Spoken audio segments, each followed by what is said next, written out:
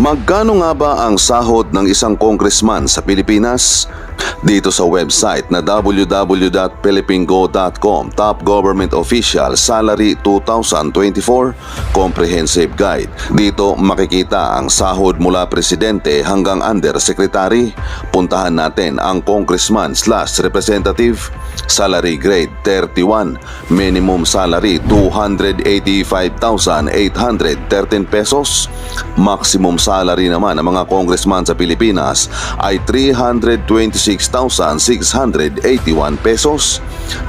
Kaya tanong ng mga netizen, paano sila nakabili ng mga mamahaling sasakyan, mamahaling relo, milyones na mga bag kung ang sahod nila ay 326,000 lang ang maximum?